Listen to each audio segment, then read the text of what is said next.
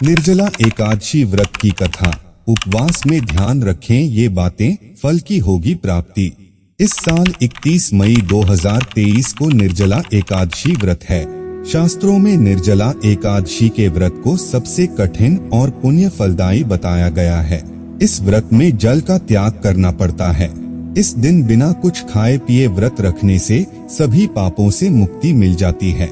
मान्यता है कि मात्र इस एकादशी को कर लेने से साल भर की एकादशियों के बराबर फल प्राप्त हो जाता है। इस एकादशी को भीमसेन एकादशी भी कहा जाता है। इस दिन व्रत रखकर पूजा करने और निर्जला एकादशी व्रत की कथा पढ़ने से भगवान विष्णु की विशेष कृपा प्राप्त होती है।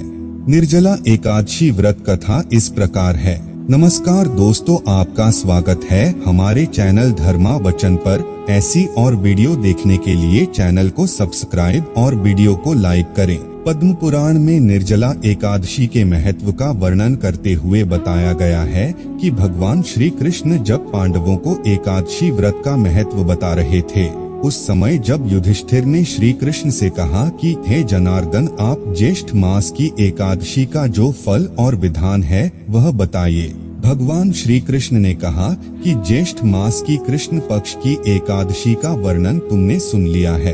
अब ज्येष्ठ मास की शुक्ल पक्ष की एकादशी का कैसा प्रभाव है वह शास्त्र और धर्मों के ज्ञाता वेद व्यास जी से सुनो। वेद व्यास जी ने कहा कि हे कुंती नंदन, ज्येष्ठ मास की शुक्ल पक्ष की एकादशी को निर्जला एकादशी कहा गया है। इस दिन आचमन और दंत धावन यानी दांत साफ करने के अलावा अन्य कार्यों के लिए मुंह में जल नहीं लेना चाहिए। इससे यह व्रत भंग हो जाता है। इस दिन सूर्योदय से लेकर अगले दिन सूर्योदय तक जल ग्रहण नहीं करना चाहिए। व्यास जी की बातों को सुनकर भीमसेन बोल उठे, हे महाबुद्धिमान पितामह, मेरे सभी भाई द्रौपदी सहित एकादशी का व्रत करते हैं, लेकिन मेरे पेट में वृक नामक अग्नि हमेशा जलती रहती है, जिससे मैं भूखा नहीं रह सकता हूँ। जब तक मैं जी भरकर भोजन ना कर लूँ यह अग्नि शांत नहीं होती। इस पर व्यास जी ने कहा कि अगर तुम्हें स्वर्ग की अभिलाषा है तो तुम्हें एकादशी का व्रत करना ही चाहिए। व्यास जी ने कहा कि फिर तुम पूरे साल की एकादशी का फल देने वाली निर्जला एकादशी का व्रत जरूर करो।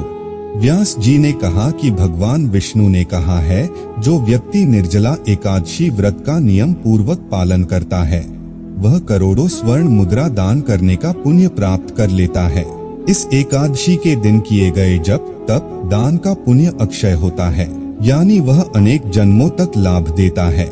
जो व्यक्ति इस एकादशी का व्रत करते हैं उनके सामने मृत्यु के यमदूत नहीं आते, बल्कि भगवान विष्णु के दूत जो पीतांबर धारण किए होते हैं वह विमान में बैठाकर अपने साथ ले जाते हैं। पद्म पुराण में कहा गया है कि निर्जला एकादशी व्रत की कथा को कहने और सुनने से भी ग्रहण के दौरान किए गए दान के बराबर पुण्य प्राप्त हो जाता है। तो दोस्तों, अगर आपको ये वीडियो पसंद आए तो वीडियो को लाइक, चैनल को सब्सक्राइब और कमेंट में जय श्री कृष्णा जरूर लिखें। धन्यवाद।